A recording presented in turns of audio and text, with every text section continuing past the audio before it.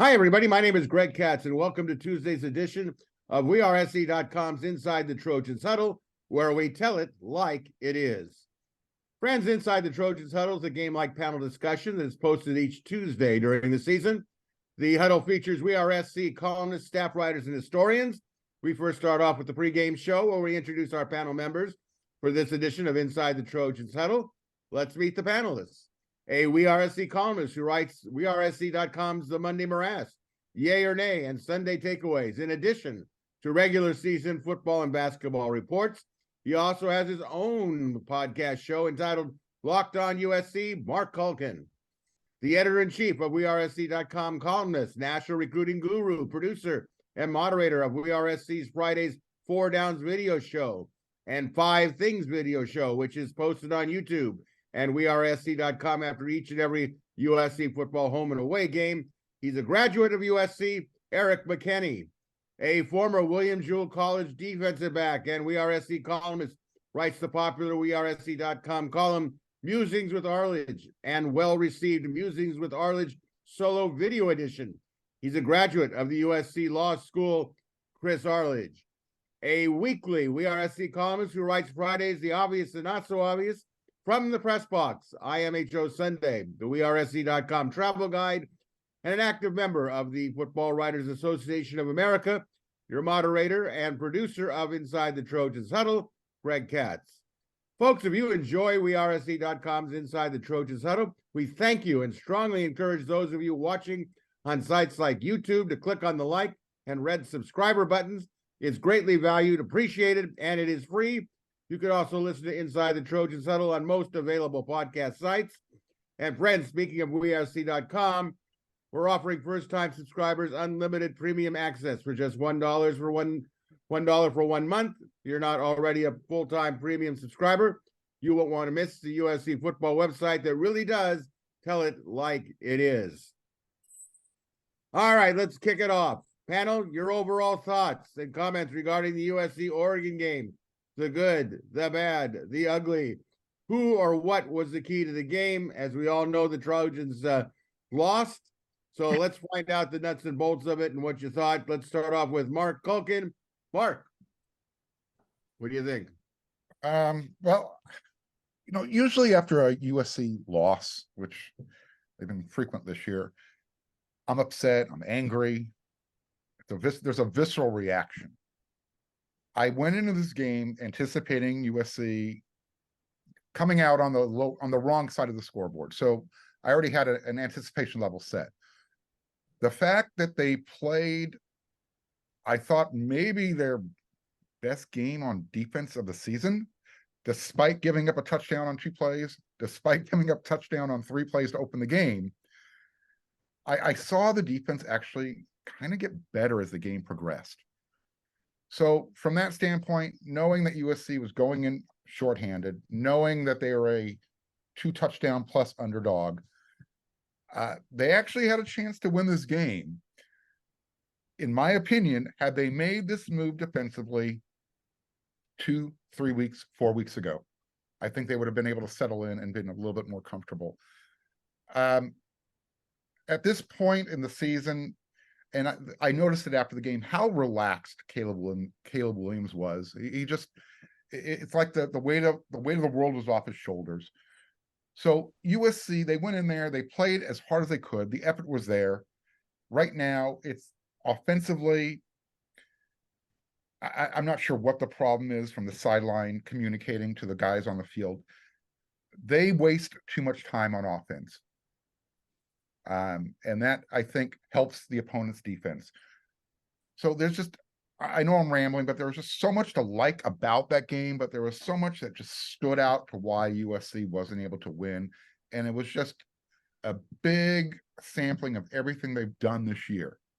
Like what Coach Riley said after the game, we just don't surge together. You have special teams that plays poorly. You have defense that plays okay. You have an offense that kind of does what they're supposed to, but not consistently. So with all that said, I expected them to lose. They lost, but they looked, I hate to say it like this, but they kind of looked okay losing. And had they made this change defensively early in the season, if not at the beginning of the season, maybe we're not talking with such melancholy tones. Eric, you're feeling melancholy? What'd you think? You were there. Yeah, I thought USC played pretty well, which is kind of disgusting to say in a 9-point loss when you never really felt like they were in it. I mean, I said during the game, that game felt like the end of the 2021 season, where you knew for 60 minutes that they weren't going to win and you just wanted them to play hard and you wanted to see some individual plays. Maybe they're a little closer, and certainly that Oregon team is way better than any of those teams they played at the end of that 2021 season. But that's the team we're talking about right now with USC, where that's a pretty good effort from them. And you had 2, maybe 3 of just some of the worst defensive plays you could imagine in those 2 long touchdowns. Even the play that maybe didn't ice it because it wasn't as if USC had a great shot to win, but the very last play of the game when Oregon, I guess not the last play, but when they convert that 4th down, when Bucky Irving, who has caught a ton of passes, is completely unguarded out of the backfield. I mean, you have stuff like that, and it's so baked in to what you expect to see from USC that you kind of just ignore it, and you look at the rest of it and you think they gave Oregon a fight. And there were absolutely times in that game where you could see here comes the towel, right? The lead had been stretched and Oregon had that momentum, and you just figured SC is done. They're not going to get back from this. And they kept going, and that's positive. The game was won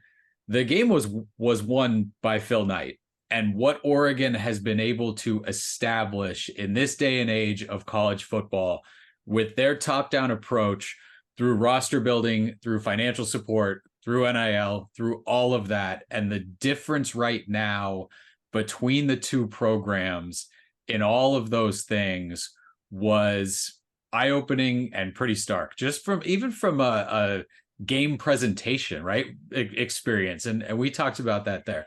So that to me was one of those things, seeing it up close.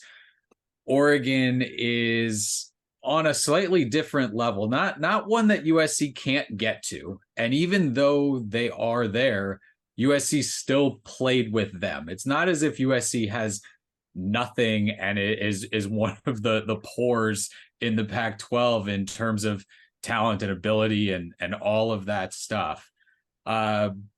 But USC has to get itself figured out, because it is going into the Big Ten with a Washington program and an Oregon program that have shown the last 2 weeks that they are a step ahead right now. And certainly you wouldn't put USC against a Michigan and Ohio State, maybe even a Penn State, although I don't trust James Franklin in any game in any way against anyone with a pulse.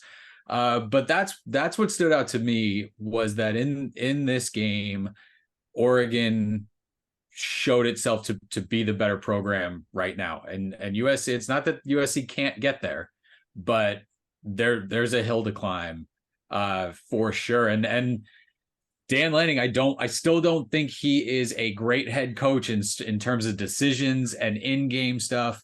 And I'm not going to compare him to David Shaw at all, but it's that kind of thing where Dan Lanning has shown that he knows what he wants his program to look like, and it hasn't taken him that long to really instill that kind of speed on offense, hard-hitting, tough defense, guys just kind of coming in waves. Oregon had its injury issues too during the game, and they just kind of kept going, kept playing. So Chris is turning green a little bit. I think that's sickness at this point, having to hear this stuff. So I'm going to stop there and let him go. But that's what stood out. That's what stood out to me is that gap between those programs right now.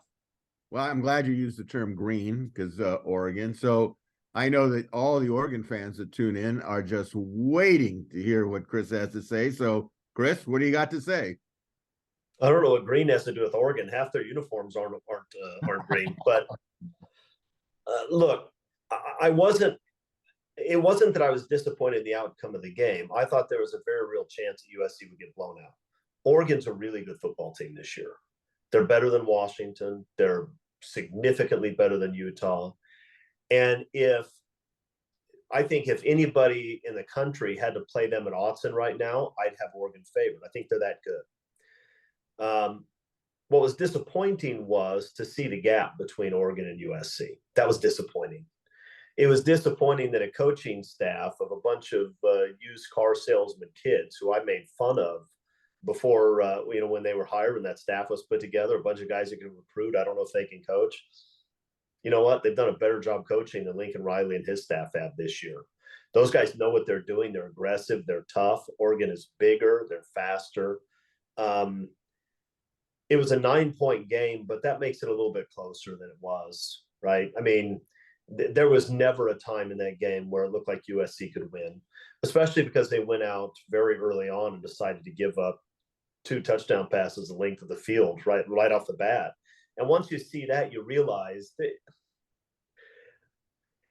if USC is going to have a chance to win this game, they're going to have to play perfectly. And coming out and giving up 2 77-plus yard touchdowns on the first 2 drives isn't exactly consistent with the whole "we need to play perfectly" mantra. I mean, the defense played. I'll tell you what the defense did well. What I was happy to see. And I had hoped that they would do this. I would hope that they would make more of a commitment to stopping the run. They did. It's not that Oregon couldn't run the ball. Oregon did, and Bucky is a good back. But Oregon had 31 carries for 140 yards, 4.5 a carry. That's not bad. Against a really good running team, that's not bad. And that's what I wanted USC to do. And I said before the game, if Bo Nix beats you throwing the ball downfield, so be it. And that's what happened. I'm disappointed that USC's secondary still has no idea what they're doing. I mean, that's just not good. It's not good. The first 2 touchdowns were pretty gruesome to watch. There was the play later in the game where Damani doesn't know what coverage he's in. He's trying to get somebody to tell him. When in doubt, and I know Damani doesn't listen to this, but Damani, when in doubt, if you're not sure what the coverage is, don't let the guy behind you. That's really, I mean, that's a fundamental thing about playing defensive back. When in doubt, make sure the guy stays in front of you. The tackling, especially in the secondary, was bad. And the thing is that the front 7 wasn't terrible. They're not great. They can't get pressure against that Oregon offensive line, but nobody else has been able to either. That's a good group. But the front 7 wasn't terrible. They weren't perfect, but they weren't terrible. But the secondary was so bad. And the tackling in the secondary, the angles, the coverage, it just made me sad to watch it, frankly, because, and I know they had some new guys back there. I don't use that as an excuse just because I saw what the old guys do every week too. So I don't know what difference that makes. But yeah, it made me sad to see the gap between the 2 programs. And it's very clear at this point that USC does need a new defensive coordinator. They are going to need new assistants, particularly on the defensive side of the ball. I think everybody realizes that. They also need to improve their roster dramatically. Oregon had better players just about everywhere. And that was pretty obvious watching the game. So, yeah, look, it wasn't embarrassing. I expected the loss. They did get blown out. I thought there was a chance that they would. And maybe most importantly, I thought they kept playing the whole night, right? I mean, they didn't give up. And there were times, especially 36-14, or maybe after that second long touchdown pass, where I've seen USC teams in the past, including the team 2 years ago, they probably just would have folded up their tents and just rolled over. And they did. To their credit, the guys played hard all night. And that's to their credit. It's to Lincoln Riley's credit that they did that. But those 2 teams are not in the same universe right now. Well, first of all, if you've never been to Autzen Stadium, it is really well managed from the pregame, during the game. Whoever's the management for how the game progresses from a fan's point of view does a magnificent job. I would suggest that USC take a look at what Oregon's doing from the time the team comes out with the motorcycle and the duck on it. And they're having former players during the game, during a timeout. They talk with former greats. Marcus Mariota was one of them. You don't see that on TV, but they keep pounding away at the players who are great legendary players and getting them on the screen. Really well done. They don't do noise for the sake of noise. I know there's been a lot of complaints about SC and the noise, and I think that the DJ for SC at the Coliseum has done a good job in a lot of ways getting the crowd involved. But that being said, these are things that they can handle off the field. I thought on the field, echoing what you guys said, they didn't give up. What I liked and I paid close attention to was the defensive line alignment. They seemed to be covering guards and tackles, and you didn't see any real natural holes of grass to run through. And we knew that this was from recruiting the last number of years that SC had lost out on a number of players. One, Josh Connolly, was on the offensive line for Oregon, and there were some others. And Lincoln Riley's going to have to take a real hard look, not in just what he's doing, but some of the comments he's saying after the game. Some of them, look, we're not going into the third game of the season. We're finishing the 11th game of the season and saying, oh, we're really close. We're right there. And, play here or play there. Well, you know what? Be careful. Those comments are all going to come back to bite you. And the fact of the matter is, it sounded very Clay Heltonish to me, which was disappointing. I kept saying, actually, I think I mouthed the word. I was in the press box watching it on closed circuit, and he was saying stuff, and I said, please don't say stop talking. It's to the point where, say we fought hard. You want to say we're going to go look at the films or what have you, but you got to zip it because it's coming back to bite you this late in the season. Now, Oregon did have a truckload of recruits there, so I was expecting that Lanning would try to just blow it up by 70 points. Didn't happen. Credit to Lincoln Riley and his staff on that one. Credit to the players for sure. But now it's going to get interesting with UCLA, which we'll talk about here in the second quarter. But all in all, I didn't come away feeling really unhappy. I thought they were going to lose by more. Now, there's no acceptance of losing. I don't think any Trojan sits there and says, well, that was an okay loss. There are no okay losses, right? There's no such thing as a bad win. A win is a win, a loss is a loss. My perspective is, obviously, if you're not going to get the national championship, okay, that's a joke. You're not going to win the Pac-12, no longer a deal. You have to win the UCLA game. That is a viable city championship. And boy, I tell you, if SC doesn't win this one, look out. That's all I can say. Look out in the offseason. But that being said, let's move on here. Fans, you ever been caught in a last-minute ticket frenzy? Distress, uncertainty, it's crunch time. You don't need it. But guess what? There's a game-changing solution. It's called Game Time. Imagine this, effortless ticket buying for all your favorite sports, music, comedy, theater events. No more frantic searches. Game Time is your ultimate ticket buddy. Sounds good to me. You want perks? Well, how about incredible deals on last-minute tickets and a rock-solid best price guarantee? Say goodbye to ticket anxiety. Hello to the sheer joy of being in the moment. This Saturday, the Trojans return to the Coliseum for the last game of the 2023 regular season, hosting crosstown rival UCLA. The USC-UCLA game has been declared a sellout, but Game Time has tickets for as low as $97. A reminder, you can also check out Game Time for the best ticket values for USC basketball games at the Galen Center. So check out Game Time tickets after watching or listening to today's Inside the Trojans Huddle. Aside from USC tickets, you can also head to Game Time for Rams, Chargers, Lakers, Clippers, tickets to all your favorite LA teams, and don't forget those concerts as well. Flash deals, easy access, seat views, images, unbeatable price guarantees, event protection. Game Time has it all from sports to rock concerts. And here's the deal. Head to gametime.co. That's gametime.co. That's co, not .com. Download the app, create an account, use Trojans for $20 off your first purchase. Ready to dive in? As for buying tickets, it's as easy as tapping on your phone. Tickets are sent straight to your phone. Again, download the Game Time app, create an account, use code Trojans for $20 off. Terms apply. Create an account and redeem code Trojans for $20 off your first purchase. Download Game Time today. Last-minute tickets, lowest price guarantee. All right, guys, let's move to the second quarter with a preview of the UCLA Bruins, guided by 6-year head coach Chip Kelly. Bruins are now 3-4 in the Pac-12 and 6-4 overall. On Saturday, the Bruins were upset and perhaps even embarrassed by ASU 17-7 in front of 56,436 fans at the Rose Bowl.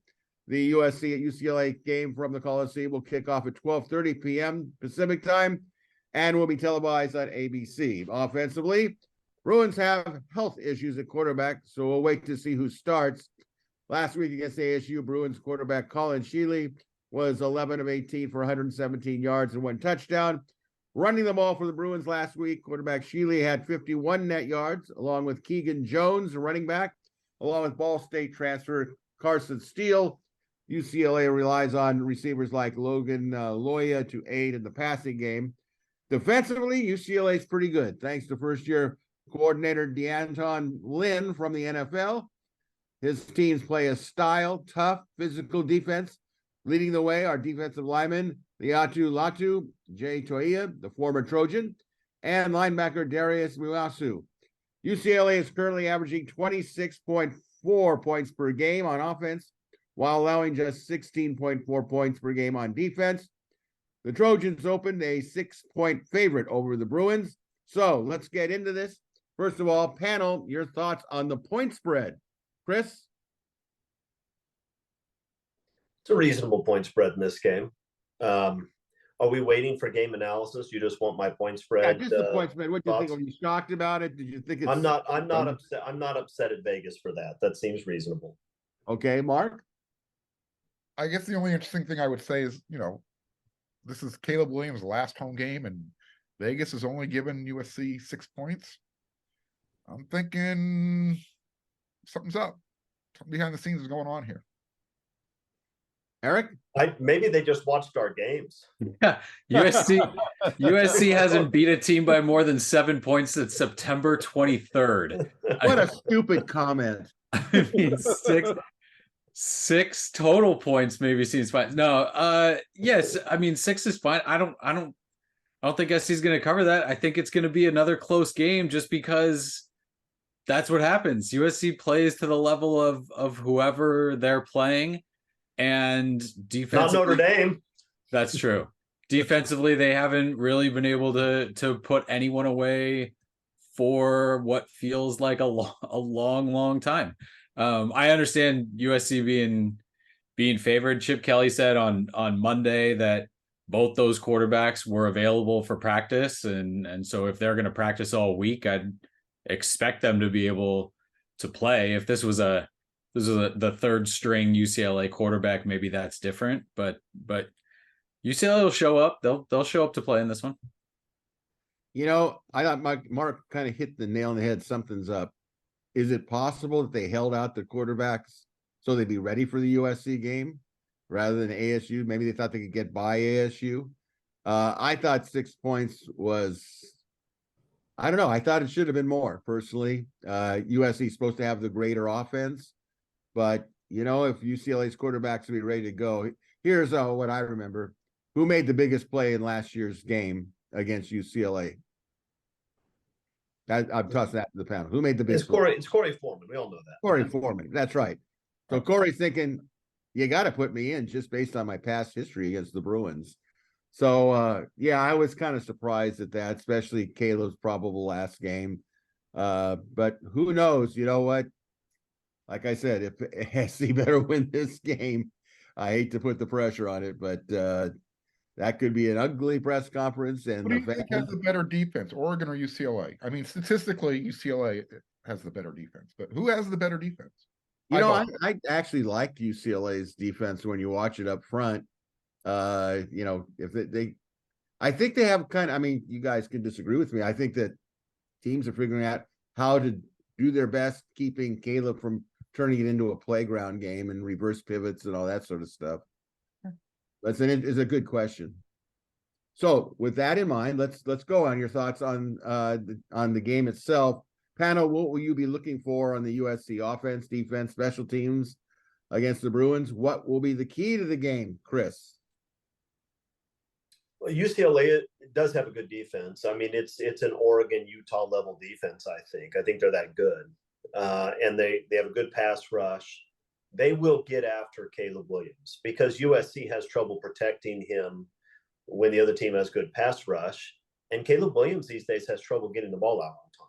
So they're going to get to him. They're going to sack him. Hopefully, Caleb will protect the football when that happens.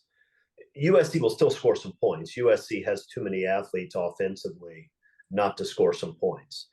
When it comes to the USC defense, the reality is that any team that plays fundamentally sound defense against UCLA will hold them to a couple of touchdowns at most. They're just not any good offensively.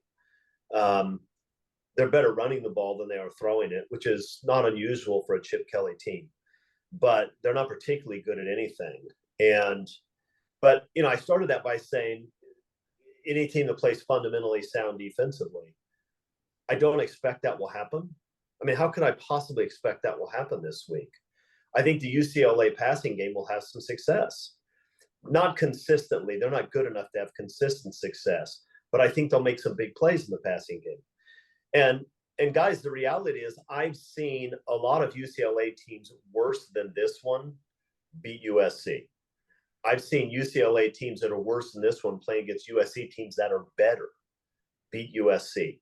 Because the one thing you can count on in this game is that UCLA will be ready to play.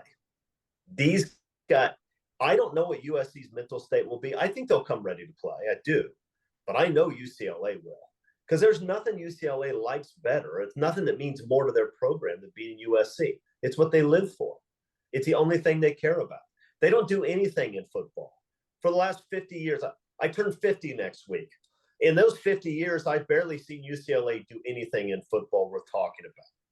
It's a third-tier program that should be a first-tier program, but they don't care. They don't try very hard. They're kind of soft. They're kind of lazy. They don't recruit very much these days even. They're no good. But there is one thing they do, and that is show up for the USC game. They're going to be ready to play, and it's going to be a dogfight. And if you think it's not going to be a dogfight, you're wrong. It's going to be a dogfight. All right. But USC has Caleb Williams, and Caleb Williams probably makes more plays at the end of that game than UCLA's quarterback, whichever one plays. All right, Mark, your thoughts? Yeah, look, I think USC is going to be able to score some points. They might not put up 45 points or whatever their seasonal average is, but I think they're going to be able to score points at home. Last game, USC was anticipated to go into the season and contend for the conference championship and then get to the playoffs for the first time. All that's done.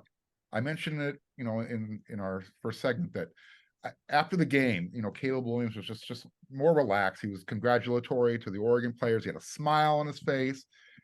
Again, just that weight off his shoulders. I think this is his bowl game because I don't think he will play in USC's actual bowl game. So this will be his going away present, I guess, to USC fans. The fact that UCLA cannot score points, even with USC's crappy defense. Again, they're not going to be fundamentally sound. I mean, I don't know how many times you're going to watch a USC defender try and tackle somebody by the shoulders until they can figure out that's not how you're supposed to tackle, but that's what they do. I do think they'll make enough plays because for whatever reason, Chip Kelly's team this year is they cannot get started for whatever reason, not running the ball or passing the game. USC, once their offense starts, it's hard to stop them. Even as good as UCLA's defense might be this year, I don't think they're going to be able to create enough pressure for Caleb Williams to say, you know what, we're going to hold you guys to 15 or 20 points. They're not Arizona State. USC is just a little bit better than Arizona State's offense. Eric McKinney. I think the key is turnovers. I mean, USC has it's an epidemic of lost fumbles at this point. I mean, it's 6 games in a row that they've lost at least one. And Chris mentioned pressure on Caleb Williams. That's coming. And he's been a little sloppy with the ball. And part of that is he's still trying to make plays when he's getting sacked and wrapped up. And I don't blame, he doesn't want to just drop to the ground when a defender's there. He's gotten away from those guys before. And so trying to make that play, that ball's getting knocked out. The mesh point kind of handoff, is he pulling it? Is the running back grabbing it too hard? Like that communication has got to get figured out. The USC offensive line is going to be up against it in this one. UCLA gives up 70 yards a game on the ground. They've allowed 2 rushing touchdowns this entire year. They are going to make life tough on the USC offensive line, and there is not really any belief at this point that the USC offensive line has caused anybody to have that they're going to show up and dominate a really good UCLA defensive front. I think that could get frustrating for USC. The UCLA offense is not good. They'll make plays. There'll be a receiver open in the secondary somewhere that can turn into a big gain. So if USC can hold on to the ball and actually finish all their drives, and I don't even mean touchdowns, I just mean don't turn it over, then USC should be fine and score enough to win this game. But this is not a good UCLA team. This is a UCLA team that just lost to an Arizona State team that was like making up offensive plays on the fly as it went out there. Just guys kind of everywhere, formations from like the 20s and 30s. I mean, that's kind of what they went out there with and beat this UCLA team. But UCLA is good in the places that could give USC some trouble. The way USC played against Oregon, right, all the way through to the final whistle, competent enough on both sides, that's fine. If they get that again, they'll beat UCLA. But the idea that they're just going to come out and roll over them, we're at game 12. This USC team is not going to come out and roll over anybody, I think, at this point. I mean, if they got Arizona right now, a team they beat, I don't know if they got San Jose State right now, like would it look maybe as easy as it did in the first game.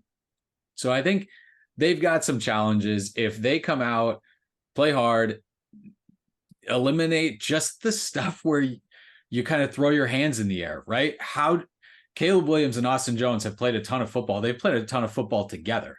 Just dropping a ball on the ground in that situation where you had to have an offensive drive, that's rough. And when Lincoln Riley talks about we keep doing those kinds of things, he's right. And those are absolutely killing them when it comes to wins and losses this year. And so that would be, for me, that's the difference between a win and a loss. USC is going to make there's going to be some bad plays, but can you eliminate just the catastrophic ones where you just sit there and how does that happen in a situation like that?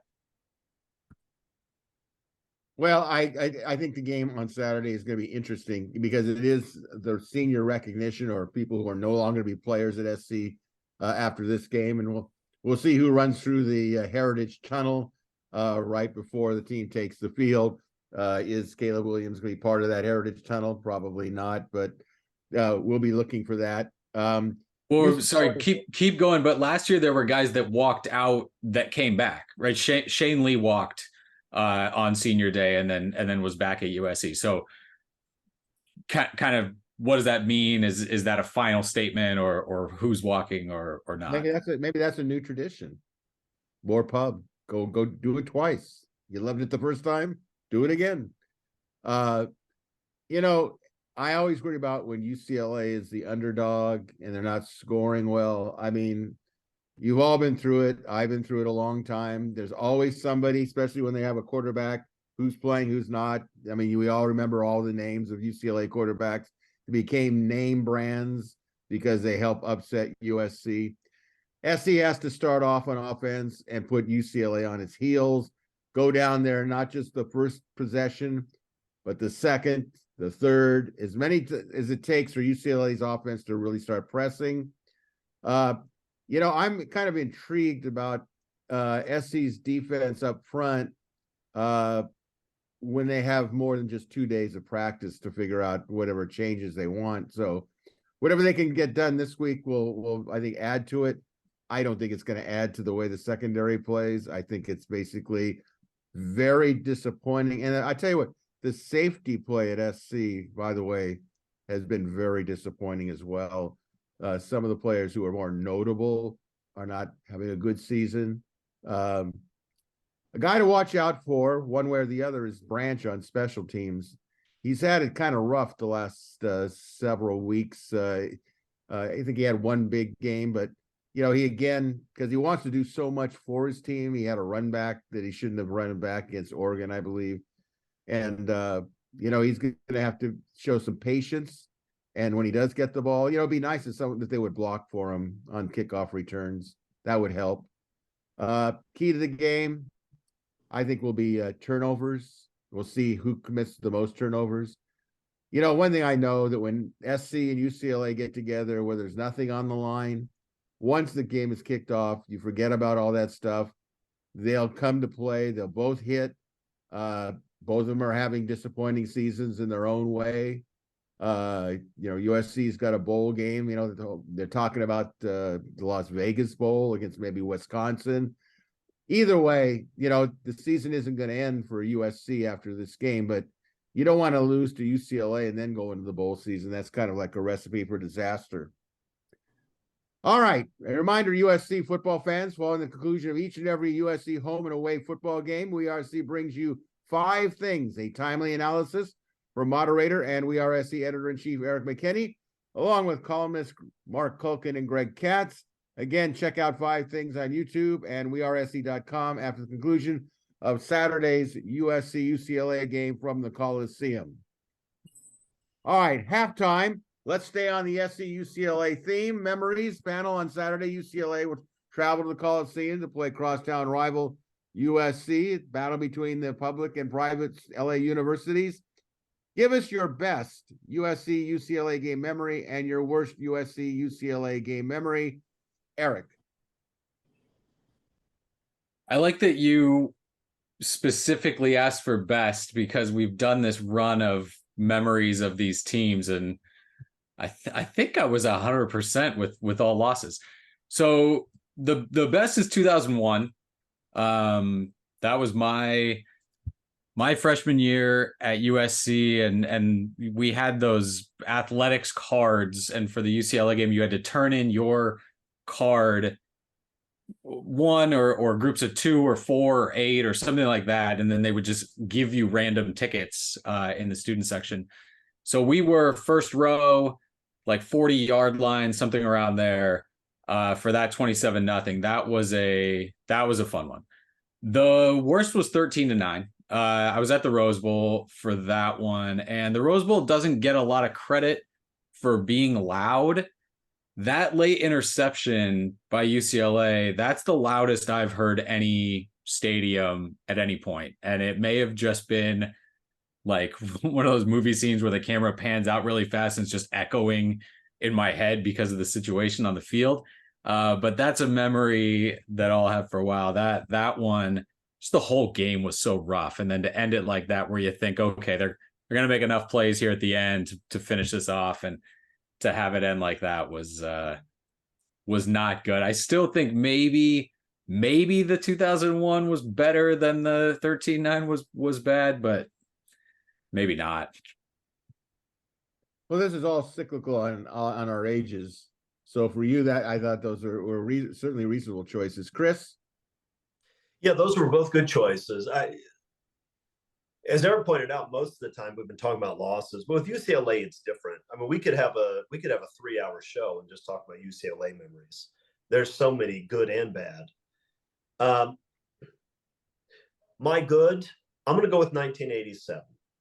That game really had everything that you would want in a football game. You had a really good UCLA team. They came in with only 1 loss. They were in the top 10. Troy Aikman at quarterback.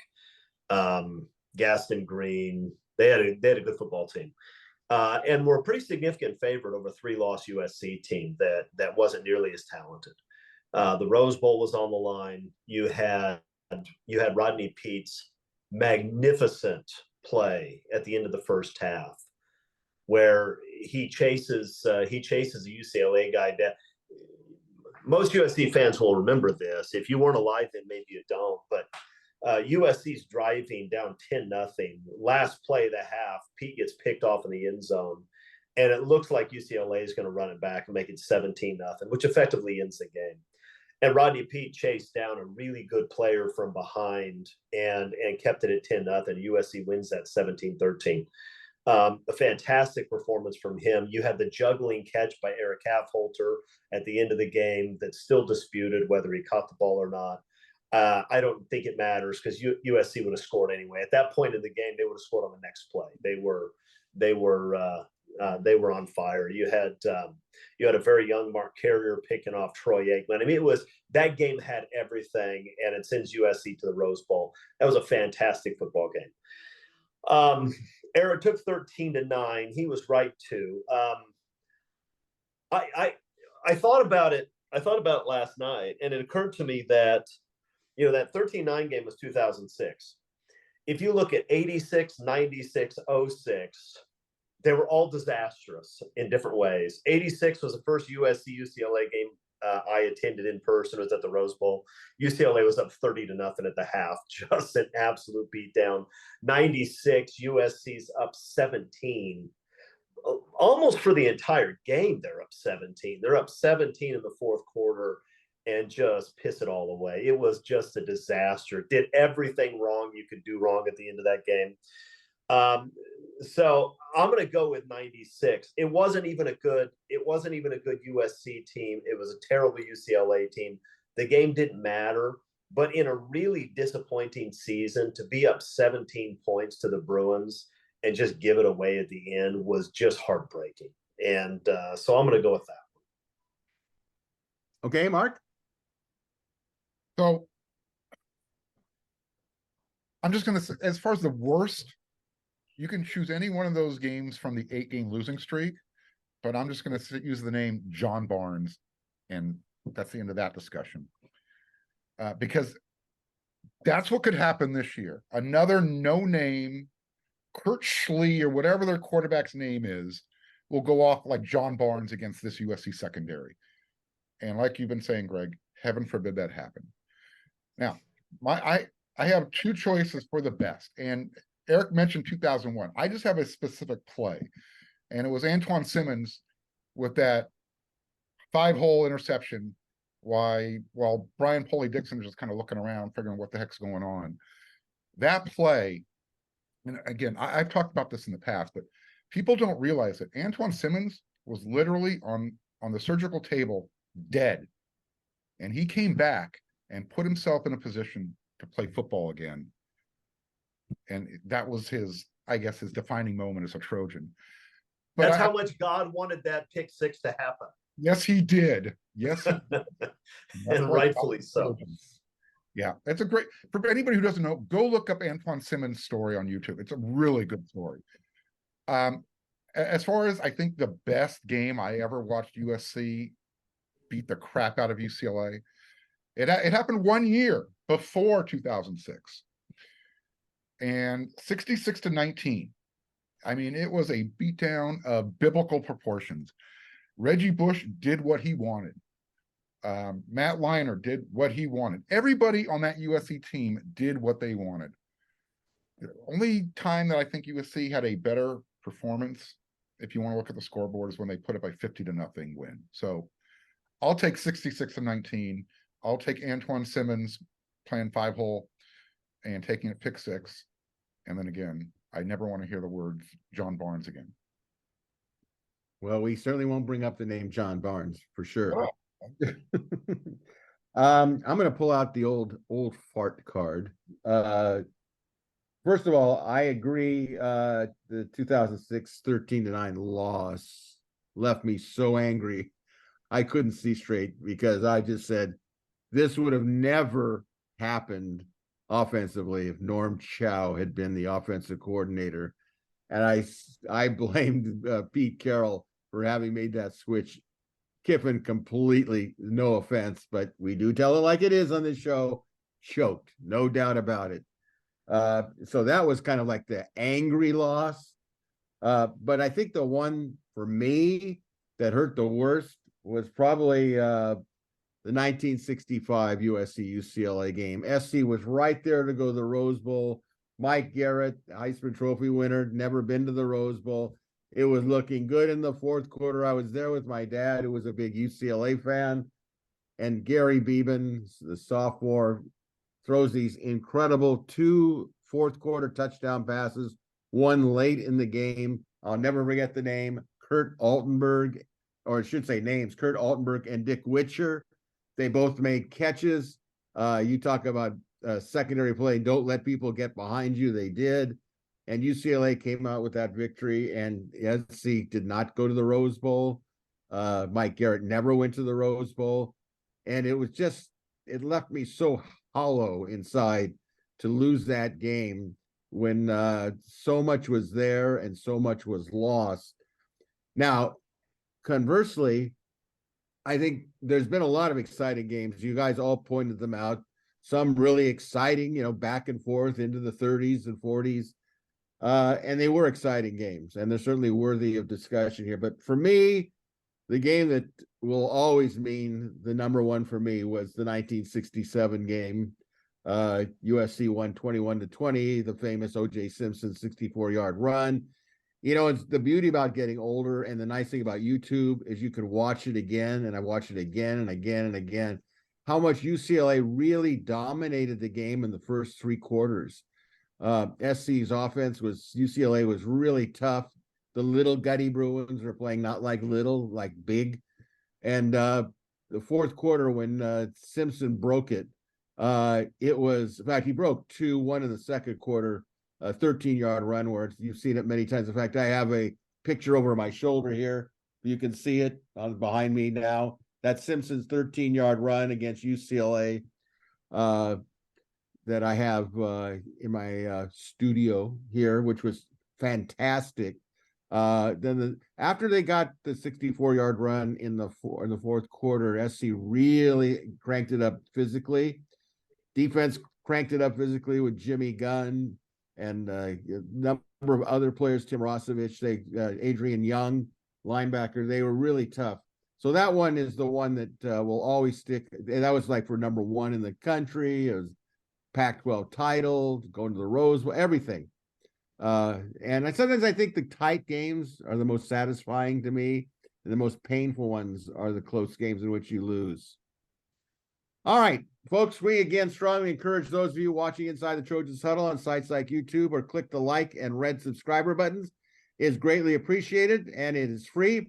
And you can also listen to Inside the Trojans Huddle on many available podcast sites, and be sure to check out WeAreSC.com and become a premium subscriber. All right, third quarter, lightning round, Big Ten lightning round predictions. This is a special USC-UCLA edition. So quick responses will go in the order of Mark, Eric, Chris, and myself. Here we go. Question 1, yes or no? Against the Bruins, Caleb Williams will throw for over 350 yards, 3 touchdowns, 1 running TD, and throw no interceptions. Mark, yes or no? No. Eric? No. Chris? Nope.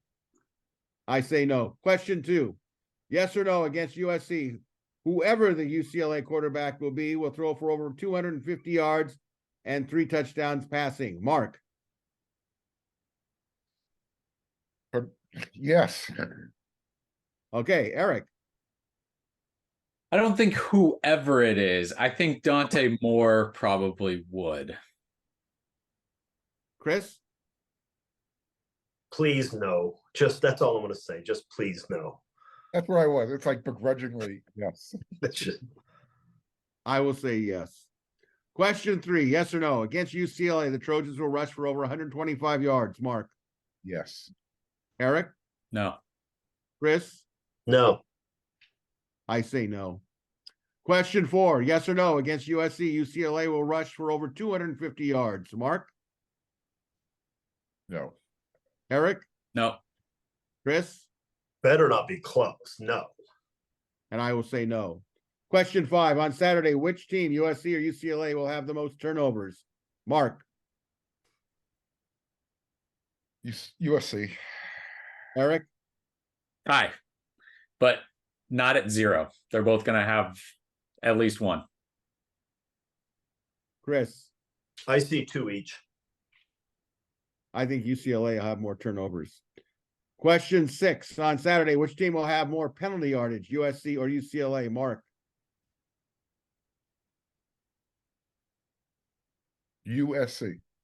Eric, I think UCLA will. Chris, This is the Pac-12 officials' last chance to get a USC game. I think USC will have about 1,000 penalty yards in this one. all right. I'm going to say USC, but I'm going to say they'll have 999 yards in penalties. Question 7, yes or no? Saturday's game at the Coliseum has been already announced as a sellout. However, do you believe that the actual fans in the stands attendance will be above 70,000? Mark, No. Eric, Nope. Chris, No way. I say no. Question 8, yes or no? Do you believe the USC-UCLA rivalry is as intense as it was when you were in your youth? Mark, Absolutely not. Eric, Yeah, not close. Chris, Yeah, I agree. It's not close. But back in the 80s, UCLA had a legitimate football program and could put teams on the field that could really play. UCLA hasn't done that in a long time. Yeah, it's not nearly as intense as when I was growing up, that's for sure. Question 9, fill in the blank, guys. Blank is the greatest UCLA villain in my lifetime. Mark, The dude who got the interception on 13-9, Eric McNeil. I can't say the other name. I can't say the other name. Eric, So the first name that came to mind for me on this, just I wanted to not think about individual games, just a feeling. JJ Stokes was the name that absolutely jumped out for me on this one. Chris, I'm going to go Ed Kazarian, the towel waver, who also happened to be UCLA's all-time best football coach with an undefeated record. In fact, I'd like to take back my answer and say Cade McNown. Cade McNown was my second choice. all right. I'm going to say for me was Cade McNown. There was a lot of others that I could have picked, but for the longevity of his career, for me, it was definitely Cade McNown. All right, now, question 10, the bonus question. If you had a high school child that told you they were accepted by both UCLA and USC, and they planned on going to UCLA, how would you react, Mark? They'd be out the door on their own. I would be the cancer in the jazz singer. Rip the pocket. Eric, Yeah, are they playing sports? Is it an athletic scholarship? Because I feel like maybe that changes it a little bit. Okay, well, I will clarify it for you as an academic scholarship to go to Please, USC. let's go way deep into this one. Okay, what's your answer? Yeah, that's fine. Are they passing up a huge scholarship to USC, academic scholarship, right? Like that's got to come into play too. That's fine. I'd pack him a white towel, send him to UCLA, tell him I'll see him in 4 years, and then we'd have a great reunion. Mr. Arledge. Just rip the pocket, Eric. Yeah, I think Eric's thinking along the right lines. I mean, if they have to pay $70K a year to go to USC and they had a scholarship at UCLA, then I couldn't fault them, as disappointing as it would be. And I wouldn't tolerate any smack talk. Smack talk would lead to instant beatdown. But if they're getting money from the Bruins, then I guess you take the money. I don't know. All right. Well, since I was kind of in this predicament at some level, my son did go to UCLA, even though he went to every USC football game at the time, sitting next to me, and thought he was going to be a Trojan. In the end, it just didn't work out that way. So my reaction was, in fact, funny story. So he goes to UCLA, and he's in the marching band. He played the tuba. And, it was very exciting, really, to see him come out of the Rose Bowl tunnel, march on the Rose Bowl field. And, I've got a big picture up of my sports, I call it my ballpark room, of Greg Jr. And he's playing, he's close up. He's in the end zone. And I got a shot of him playing the tuba in the Coliseum. It actually kind of brought tears to my eyes when he marched out onto the Coliseum, even though it was UCLA. But I remember the last year that he played for the UCLA marching band under Gordon Henderson. I came to the game at the Rose Bowl, and I had my USC stuff on shirt, and I go, okay, I'm going to see him because they have this big rally before the game at the Rose Bowl. I said, I don't want to embarrass him, with his UCLA marching band friends. So I got a sweatshirt and zipped it up and figured, okay, I'm covered. So we get to the game. He's in his full-on uniform and the whole thing. And he walks up to me and he looks at me and he takes the zipper and he zips it right down and opens up my shirt where it says USC footballer. He goes, "You just couldn't give it up, could you, Dad?" And I said, "Great. I tried to disguise it so I wouldn't embarrass you." He goes, "That was the point. You shouldn't have been embarrassed about it." I went, "Oh my God, I can't win with this." So it was certainly a moment to remember for me in the SC UCLA rivalry. So with that, here we go.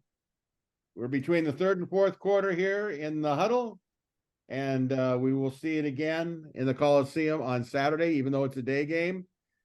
We do the symbolic lighting of the WeAreSC symbolic Coliseum torch, which is, of course, in reality, the torch always is lit when USC home games between the third and fourth quarter. And while the torch burns a little bit, a reminder to all you recruitaholics, don't forget to watch WeAreSC.com's weekly recruiting show, Recruiting Roundup, with nationally respected Scott Trader, the best in the business, and host Brillen Brazier. And remember as well to watch Friday's 4 Down show with moderator Eric McKinney, along with myself, bringing you the latest info on USC's next opponent, the UCLA Bruins, sponsored by Prize Pick. So with that in mind, here we go. Third quarter, viewer questions, panel answers. It's a free-for-all.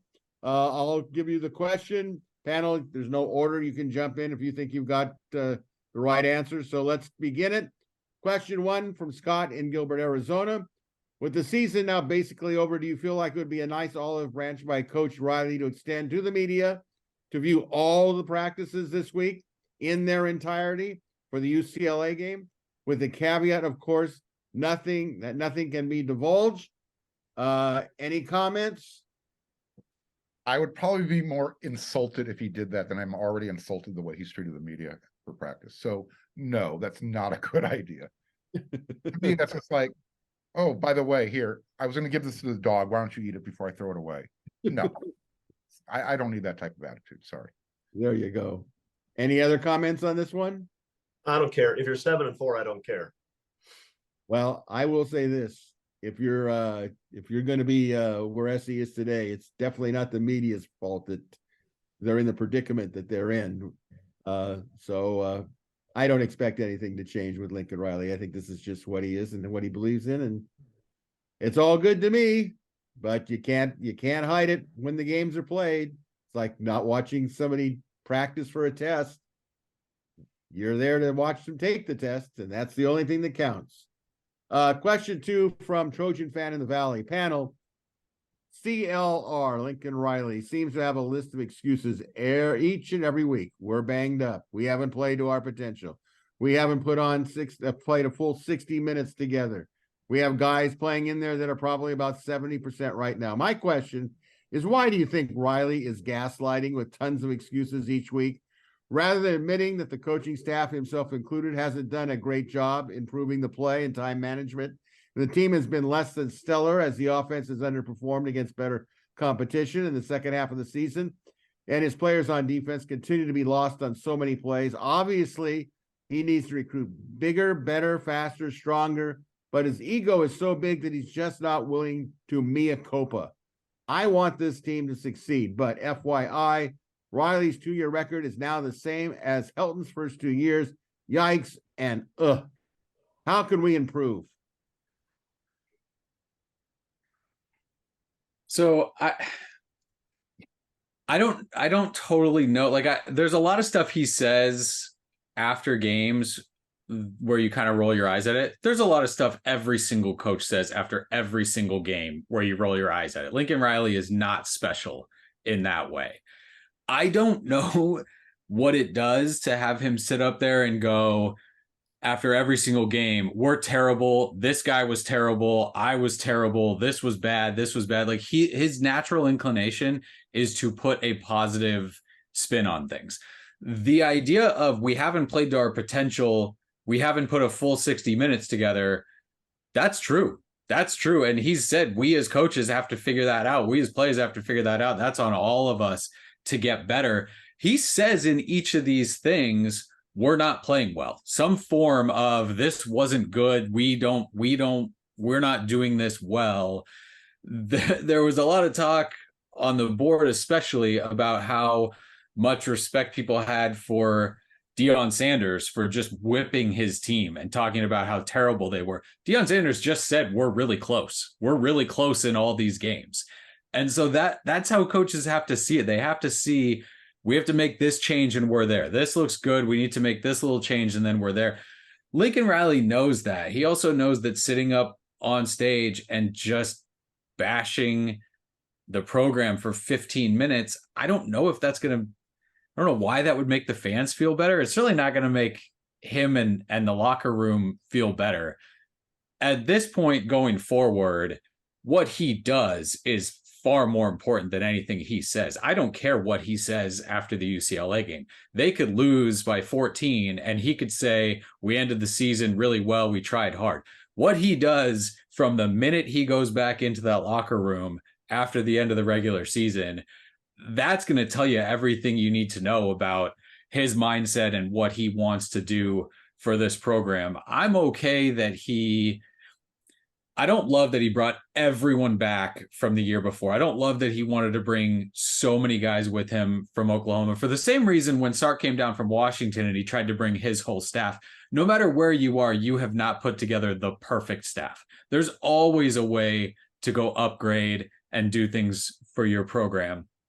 But I understood him wanting to hit the ground running quickly at USC with people that either got USC or got him and could get going really fast. I understand his sense of that first year at USC being, man, we're really playing with one hand tied behind our back in terms of the roster. And let's see what we can do in an offseason. You've seen it now. You've seen it now. And going forward to me, again, is far more important. And it feels a little bit of a cop-out because you have thrown this season away, a season where you could have really made a statement and could have been a much better program than you are right now, which is all very true. But I don't know if because I'm sitting in there and hearing it or what, but I'm less bothered by what he wants to say because he's been clear. There is a line between if you're in the program and if you're out of the program. And if you are out of the program, it's not so much that he doesn't feel he owes you anything, but he's very protective of what goes on in his program with his people. So again, the idea that he's going to come out and be fully transparent and open and overly maybe negative about them, I just don't see him doing that. Certainly not often. I'll keep mine brief.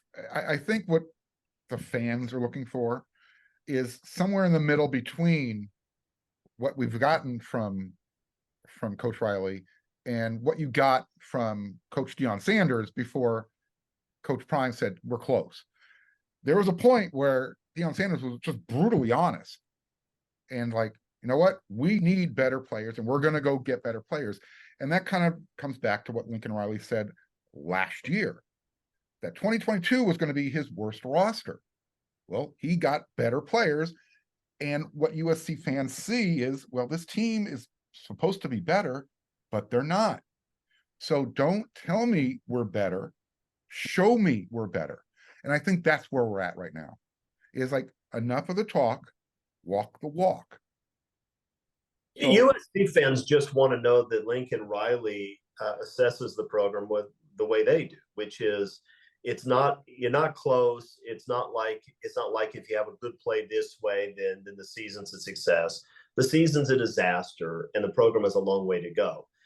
And they just want to know that Lincoln Riley believes that, so that they know he'll take action to solve it. That's what the fans want.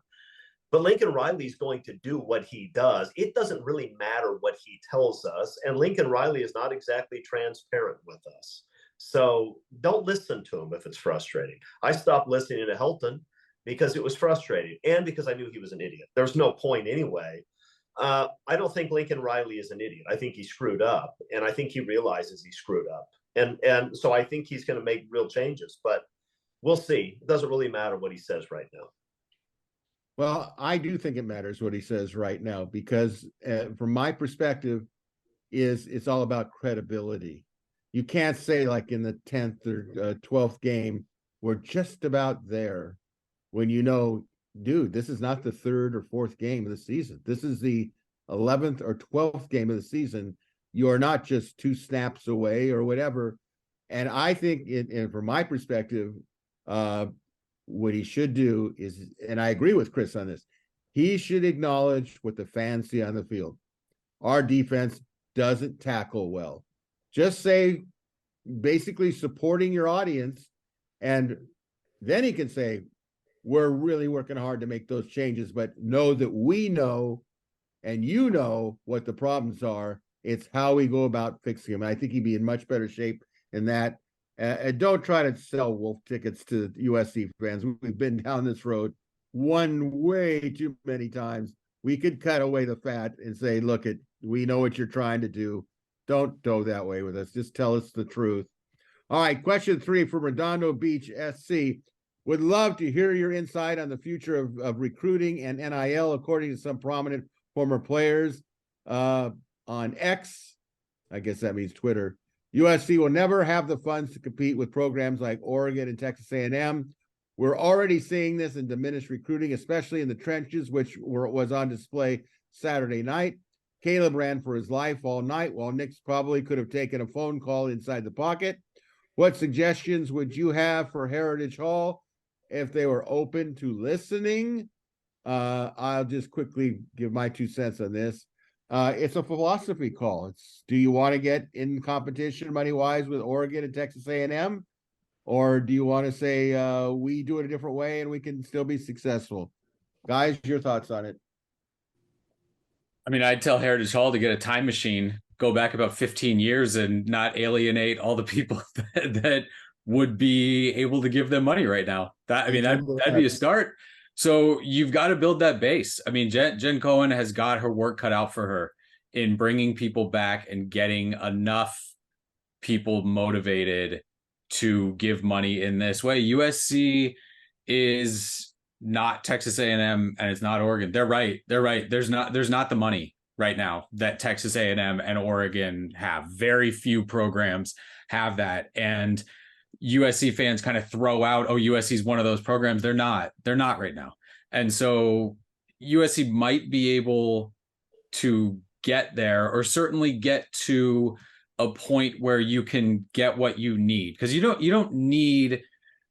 only need what you need. You don't need what maybe somebody else needs, or a way that someone else is running it. So the idea that we have to do it exactly like these other programs are doing it, if you're USC, I don't think that is what you set it as your goal. But you've got to figure something out, because you are not competitive right now with all of the high school recruits that you want. There's some guys that are going to go sign for money and are going to get overpaid by a ton to go to some of these schools. And I'm talking about 5-star guys, right? High 4 stars, 5 stars. They're going to go somewhere for more than they're worth and more than they're going to produce. And I believe that there are coaches that sit there and look at that and go, no, that guy's not worth it. That guy's not worth it for on the field reasons and off the field reasons. So I'm not a proponent of you just have to go get all those 5-star guys. I think this year showed that the transfer portal is not a slam dunk either. USC maybe not missed, but certainly didn't get what you expected from a lot of their transfer portal imports this year. So relying on that every year, I think you can fill holes and I think you can do it right, but it's not going to be the slam dunk. This is how, we play for a national championship every year. So I don't know that you just say we're going to be Oregon and we're going to dump all this money on all these recruits, because you don't have it. And I don't think it's exactly the way to do it, which we saw with Texas A&M, how that class fell apart. But you have to connect with as many of those people that are going to give you money, and you really need to build that kind of war chest. I think what Oregon does well for NIL, there is a very clear top-down philosophy if it's run by Phil Knight or the Oregon Collective or whatever it is, but they're very clear in how they want to do this, and they're very successful in how they carry it out. I think USC needs to be better in terms of its messaging and kind of that unified top-down approach with it. Well, they're starting to do something more from a grassroots level. That 5,000 for 50 or whatever that is. Scott and I were actually talking about this. Instead of trying to find 5 or 10 big-time billionaire donors to support the collective, hit up every single Trojan fan out there with a phone number and say, do you want to contribute? Whether it's $5, 10, 25, whatever, give them tier levels. And all of a sudden you're going to have a war chest that's overflowing. You don't need 100 the people whose seats you've stolen from the tower and pushed out of the stadium, right, and all of that. That's not the way universities. That's not the way universities raise money, because it's not the most effective way to raise money. I was on a board of trustees at one point, and I had at least some idea of how they raise money. They go after the people that have a lot. You build relationships with a handful of people that have a lot of money. That's how you raise money. The fact that they're doing what you're suggesting, Mark, is plan B, because plan A hasn't worked. And here's the thing. USC can survive without matching Oregon dollar for dollar. Lincoln Riley is going to get quarterbacks and skill players for his offense. The problem is that USC is not big enough and physical enough in the trenches. But you know what? Oregon State's pretty physical up front, certainly on the O-line. Washington has a pretty good offensive line. Utah has a fantastic offensive and defensive lines. None of those teams are throwing around huge amounts of money. The NIL matters, and from time to time, if you want a future top 10 pick left tackle, you're going to have to write a check, and I'm all in favor of that. But USC just needs to be better. They need to be better at identifying talent. They need to be better at coaching it up. And if they do that, they'll be able to have big guys in the trenches. If they had Utah's guys in the trenches, USC would be just fine. And Utah's not spending a lot of money to get there. And one other thing on this, I think it's too early to say that USC's offensive line approach has failed. Lincoln was left with a pretty decent offensive line last year, but there was nothing behind it because Clay Helton had struck out year after year. And you can't just plug in a bunch of new guys from the transfer portal on the offensive line. You can do it at corner. You can do it at wide receiver. You can't do it on the offensive line. And you can't go out and recruit a bunch of guys who are going to play on day one. But, they signed 5 guys last year. They got 4 guys this year. And there's some really good players in that group and some size too. So I'm not convinced that they're not doing what they're supposed to be doing on the O-line. Defensive line's a different story. And I think there you're just going to have to go to the South and get out a checkbook. And if that's where you spend the money, that's probably the right place to spend the money, because you're going to be able to get skill talent on offense. And I think you're doing a pretty good job on the O-line. So that's what they need to do. And hopefully they will. Remember, it's not always about the money. Sometimes just check out where Bear Alexander's living. That's enough incentive to leave, Texas or Alabama or whatever to get that view. He's living the high life right now. He's living that. He lives better than we live. Okay, we just have a couple more here. Some of them are really short, so I want to get these in for these fans that were kind enough to write in. Question 4 from SC, the one in the OC. He's got 4 questions. I'm gonna zip through a couple of them real quick. He says, "Who will we run LA after Saturday's game?" We'll give that prediction in the overtime. He says, "If we get a bowl bid to a Holiday Bowl to play a Big Ten team, or to the Alamo Bowl to play Oklahoma, would Caleb play or sit out to protect NFL stock?" Just a quick answer on that one, guys. Yes or no? Does he play in a bowl game against Oklahoma? Yeah. Yeah, that's. I think he might suit up for that. Okay. I don't know. I think that it's going to be hard to get Caleb Williams on the field for a second or third tier bowl game, and I wouldn't blame him. Yeah, I think that if you're going to sit it out, you sit it out against anybody. I don't know if it's a business decision, which you certainly assume most of these are when it's a guy you expect to go early in the draft. And again, we're sort of, not that we're anticipating it, but we're talking about it like he's going to be a top draft pick in the upcoming one. I think at that point it's a team decision, and you're out for anything that doesn't have playoff implications. Yeah, I think Caleb Williams, I could see that he would play in a bowl game, quote unquote, because he's a team player. But I would have no problem if he says, no, I can't afford to take a chance. I'm just that close to the NFL draft. I think he'd want to. I think they may have to chain, like his people may have to chain him to the bench if it gets to that. Like he does not turn down a chance to play football. That he's proven that. If there is a God in heaven, please let it be USC versus Oklahoma in a bowl game. Anywhere, just make it happen. Be careful what you ask for, Mark. There that you go. team's okay still. All right, I thought these were two relevant questions. Then we have one comment from a viewer, and then wrap it up. With the need to increase our size, especially across the lines for the Big Ten transition, do we bring in a new strength and conditioning coach, or just have Wiley change his philosophy on building up players for the field? Thoughts, anybody? You bring in someone new. The strength and conditioning coach does what the head coach tells them to do. The head coach, the coordinators, whoever it is, says, I want players to be able to do this and to look like this.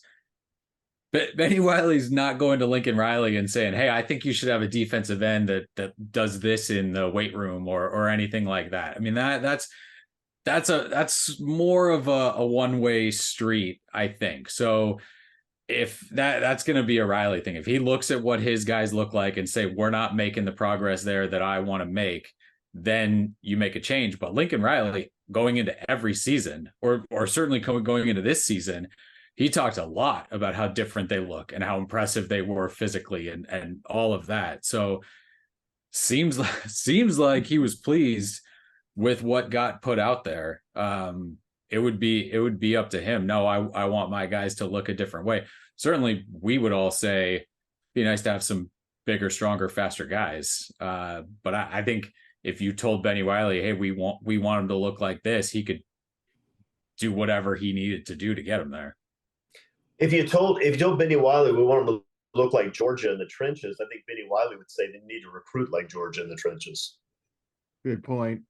I would say the only time I felt, first of all, every strength and conditioning coach that comes to SC is the new messiah, right? They're going to be bigger, stronger, faster. Then the coach echoes it in the offseason. We've never looked this big and strong, what have you. I think the only one that I ever saw that I really paid attention to was probably Chris Carlisle, the strength and conditioning coach for Pete Carroll. And you know what Pete Carroll wanted on defense: big, strong, fast, vicious. And Carlisle, he lived up to it. He was the real deal of all the ones I've seen since. How talented were the guys he was working with? Well, of course. The point is, you still have to get it done, and he did it in the way that Carroll wanted it. That kind of underscores what you said, Eric, right? The echoes. I could have coached Taylor Mays in the weight room. I think that's kind of debatable, actually. I think I could have. I think he would have gone out and looked like a monster. Brandon Hancock. I could have dealt with Brandon Hancock. Yeah, good, Brandon. Do another set. Perfect. Okay. And here's a question that, and then we're going to move on and finish up the segment. after the season, which assistant coaches should Riley say goodbye to on offense and on defense? I'm going to chime in on this one. You guys feel free to bash it or whatever. I don't feel comfortable naming an assistant coach by name because I respect them. They're trying to do a job, whether it's successful or it's not successful. You know, in the end, we'll know that.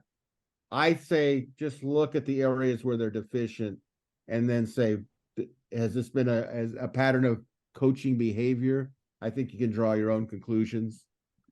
Anybody else want to chime in on that one? I mean, we've said names of assistants before. One guy we've talking about for 2 years now, but look, I don't know the answer to that, but it seems to me that anybody coaching that defense bears a pretty big burden of proof to prove that they have a right to come back. And maybe some of those guys should. I don't know. I'm just saying, when a defense is that bad 2 years in a row, it's not obvious to me that anybody's done a bang up job, you know? Yeah, Well, I think a coordinator with that much on his plate in terms of the lift that you expect he's going to have to make coming in, I think he should get kind of free reign on everything he does on defense. And I don't think, I mean, these guys have had success other places, right? There's no coach on this roster that is just, well, he's an abject failure everywhere he's been. I think you can do something with a lot of these guys, but you have to let that guy make a call. And I think that it's, like I said, there's just a natural change that has to happen over the offseason. Although I think Iowa's staff has been together for like 86 years or something like that at this point. Although they're going to need a new offensive coordinator. But I don't think it's bad if there's a big shakeup, even if you lose good coaches. I think that the program needs something. It needs a kick this offseason, something pretty serious. So it would not shock me if there's maybe a significant turnover, like not talking about everybody. And I certainly don't think everybody needs to go.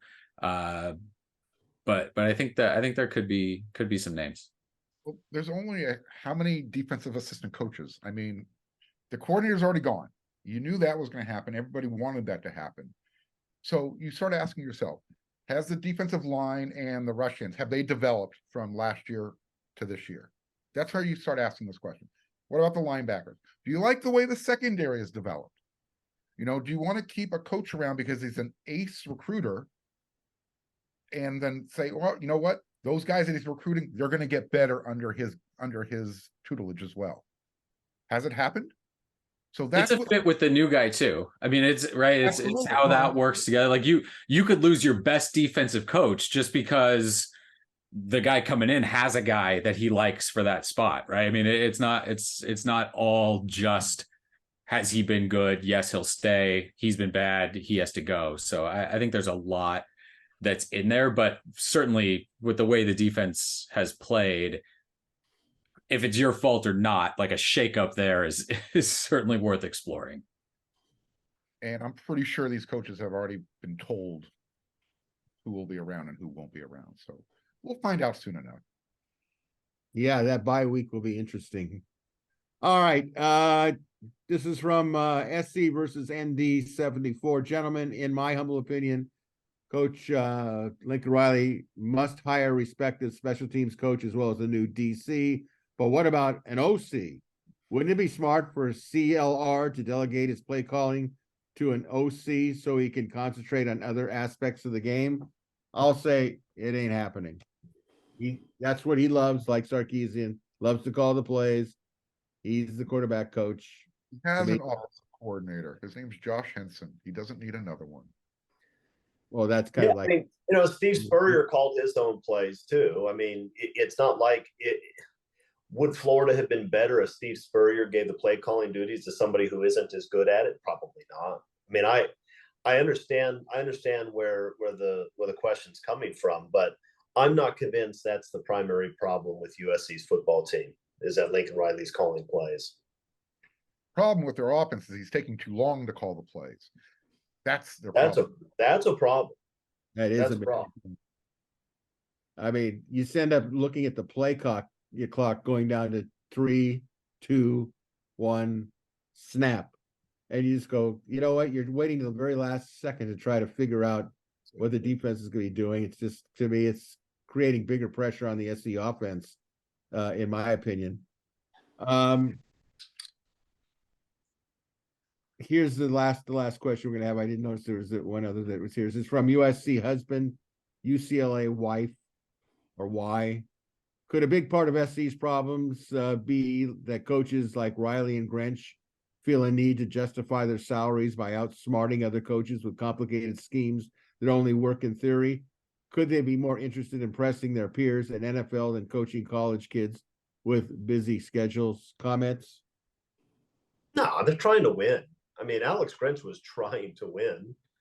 So I don't think that's the problem. It's certainly, look, overly complicated schemes are a common issue in football, right?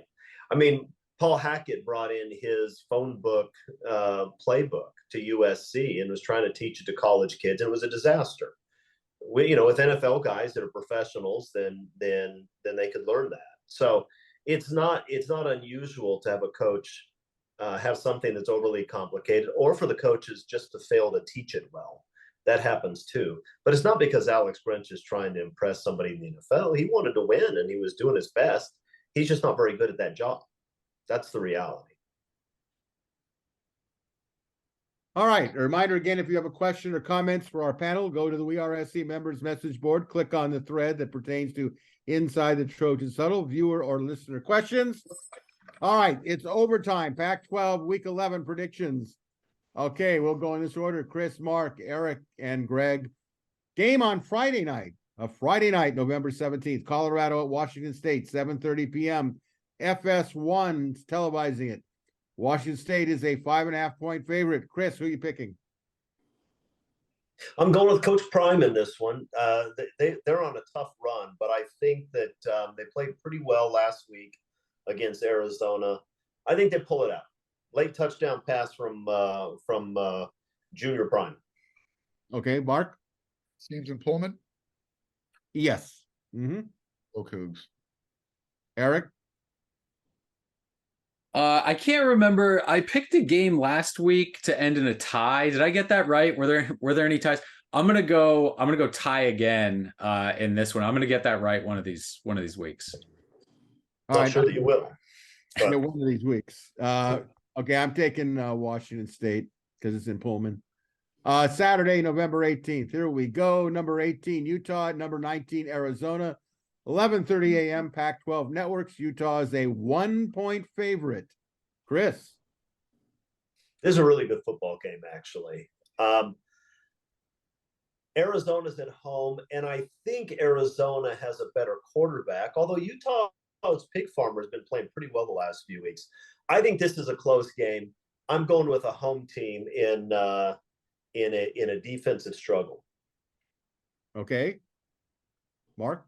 I got Arizona winning at home. I don't think it'll be a defensive struggle, though. Eric? I think Utah wins. I think it's close. I think Utah wins. And I take Utah as well. Number 6, Oregon at Arizona State, 1:00 p.m. Fox. Oregon's a 22-point favorite. Are we all in agreement on this one? That Oregon? Yeah, that one is not a good game. That is not a good game. So yeah, but USC needs Arizona State to win to keep the hope alive of getting into the conference championship game. Stop it. For USC struggles in Corvallis for whatever reason. Oregon struggles in Tempe. That's true. They don't play well there for whatever reason. That's true. I'm not saying Arizona State's going to win. I think they'll be all right, though. I think they'll be all right this time. I can't believe Mark's saying Arizona State's going to win. I know. I'm saying that's crazy. I thought I was hallucinating personally. I picked them last week to beat UCLA. I was right. So Mark's got Arizona State by double digits. Oh, I love it. I respect it, Mark. I think Arizona State will give Oregon's going to have a letdown. I think Hey, Oregon it would be, look, it's not going to happen, but it would be hilarious, right? I mean, I can't imagine something this week that would be more fun, including USC beating UCLA. I mean, to watch Oregon melt down and just throw everything away would be hilarious. All I'm It's not saying, gonna happen. all I'm saying is the game will be close. That's all. That's all I'm I saying. hope so. All right, we got the Battle of the Bay up in Northern California. Those two ACC future powers. Cal at Stanford, 3:30 p.m. Pac-12 networks. Cal is a 4.5-point favorite. Chris. Cal is going to win that game easily. That's a 3-touchdown win for the Bears.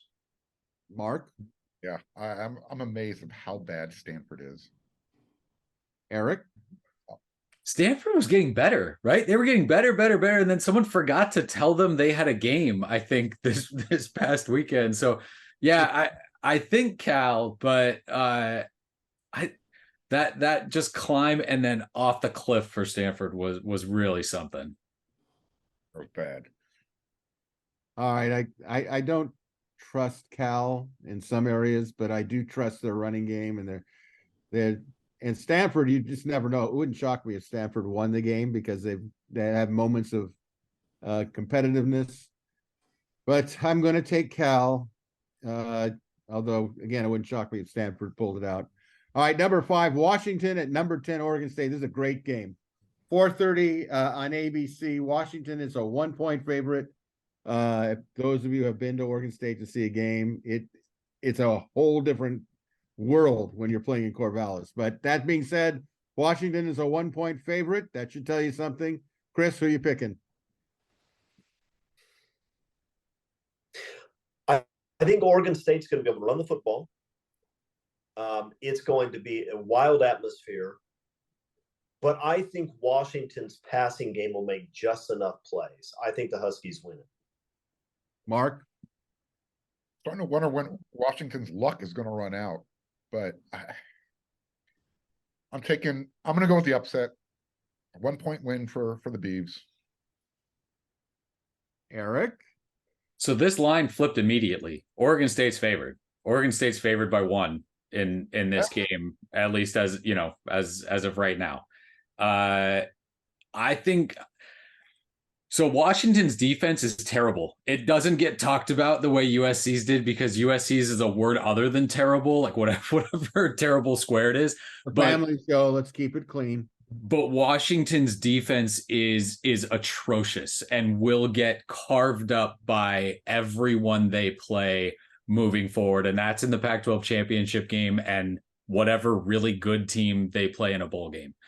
But still in this, I kind of want to put the quarterbacks up against each other and who I think is going to make more plays. And I think Penix is probably that guy. If it's at Washington, I feel better about it. I think Washington wins in an upset. Washington. So you're picking Washington. I think so. Okay. Penix is great. To me, they're one-dimensional, except when they play USC. I don't know if DJ plays a decent, good game, and Oregon State's very balanced.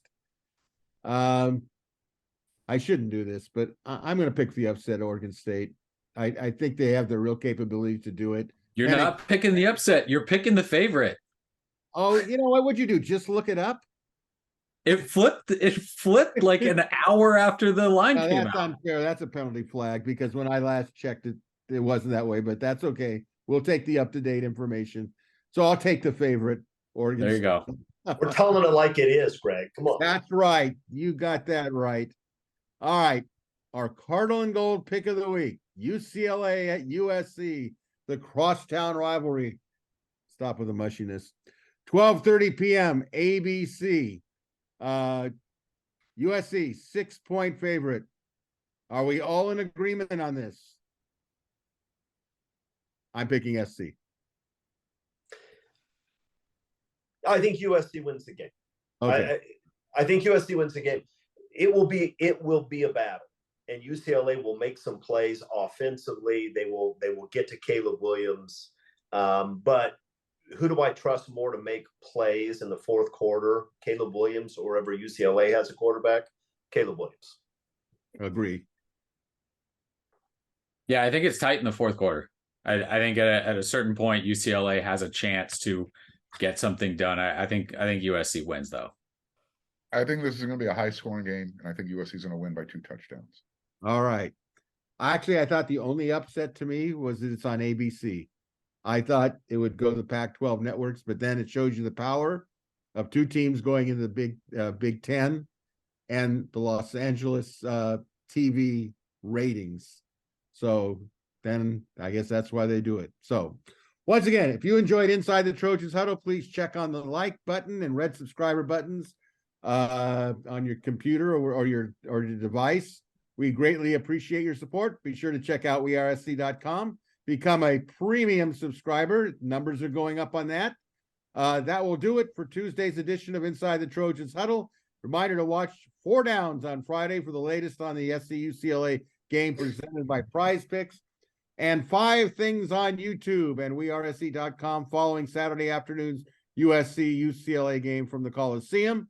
So until next Tuesday, when we review the UCLA game and looking towards the bowl season, new Big Ten lightning round, all things USC football.